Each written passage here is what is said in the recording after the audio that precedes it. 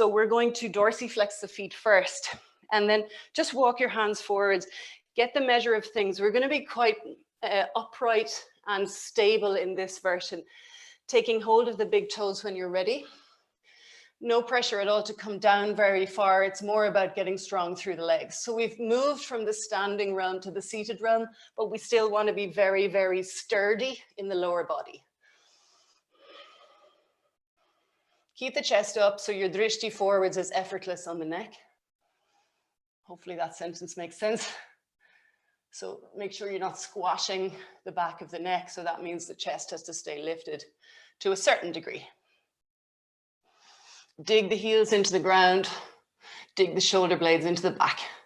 Stability all the way.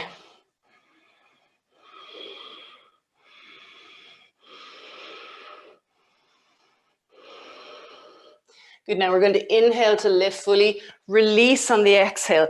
And we're going to take the hands either side of the right, I am mirroring you now, so either side of the right thigh. Plant or flex the feet. We're going to either lift the bum, or if you can, lift the bum and the legs. You can kind of let yourself swing around if that's happening. So strong through the belly, lift up. 5 breaths.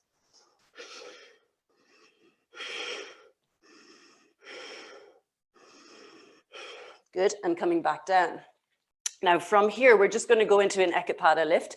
Bend your right knee, take the back of the right thigh up, not too far, not all the way to the shoulder, but just up to the upper arm, and really glue that right leg into the right upper arm. Right hand is now flat. And we'll take the left hand this time to the outside of the left leg. And we're going to lift up, plant or flex both feet. You can swing that left leg into the center too. 3, 4, 5. Let the bum come down. Leave the right leg where it is. And we'll just come into an easy version of Ashtavakrasana. So you can dorsiflex the right foot, cross the left leg in front. I'm mirroring you again. Plant or flex the left foot. Bend the elbows and lift the bum. And work on straightening that left leg. Your drishti can be to the floor or to the feet or over to the left. 3, 4, 5, and then coming down from there. So from there, we're going to take the legs out in front of us again. This time, take the outside edges of the feet. And we'll go somewhere between mobility and stability. So take the lift the chest, start to come forwards, and then see if you can get the chest towards the floor. The elbows can kind of bend and drape their way over the little toe side of the calf muscles. So we're aiming to get a bit more of a stretch than we did in the first version where we held the big toes. But we're also making sure not to lose our stability. So shoulders in the back, heels digging into the ground, and of course the bandhas. Maybe the chin comes down, maybe it doesn't.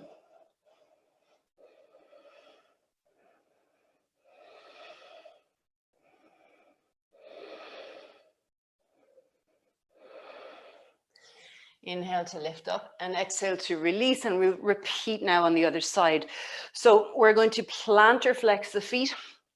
Take the left hand to the outside of the left thigh, right hand to the inside of the left thigh, and we lift. 5 breaths. 1, 2, 3, 4, 5. Good. Then we're going to take this left leg, bend it, take it halfway up the upper arm. Left hand flattens. Make sure to really use your inner thigh muscles, a lot of stability there, to push into the upper arm. And then we lift, and we can let this right leg swing in front. 5 breaths. 4, 3, 2, and 1. Leaving this leg where it is. So we're just going to make sure that you feel strong there. So you can leave the leg there, but really pull in with it. And then from there, we can dorsiflex the left foot, plant or flex the right foot, bend the elbows, and come up into Ashtavakra. Drishti can be forwards, to the left or to the right.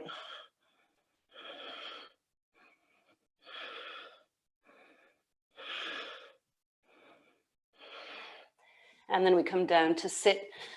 And this time we're going to bring the legs up, but we're going to kind of catch them with the hands. So yogi's choice here, you have the option to take hold of the big toes like we did earlier. in Upavishta, or to take hold of the outside edges of the feet, whichever feels good for you. So extend the arms out, not fully out to the sides, just about 45 degrees from the body. Lean back, see if you can keep your legs straight.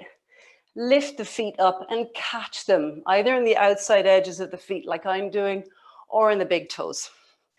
Now try to stay on your sit bones. Don't let yourself fall back onto your sacrum. So the chest is lifted. Drishti is slightly up to the ceiling if you like, but as long as it's not down. Now really work on stabilizing here. So it should feel wobbly. When you're genuinely on your sit bones, it should feel wibbly wobbly. So you're using this as an opportunity to get stronger.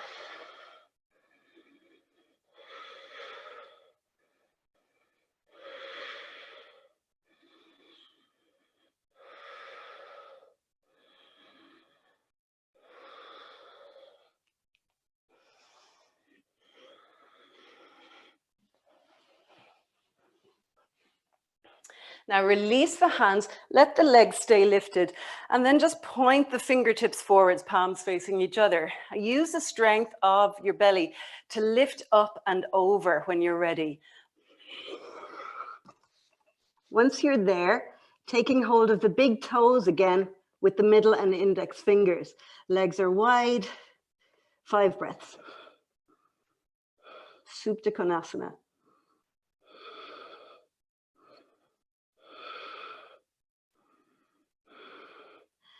Take a brisk inhale to come up. Hold for a beat and exhale, come down. This time taking the forehead to the floor.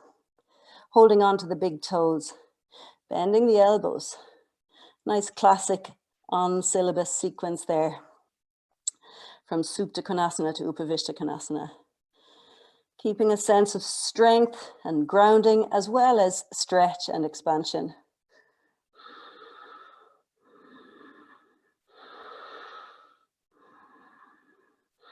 Two more breaths here. Keeping your grip, inhale to lift, and then exhale to release the hands. So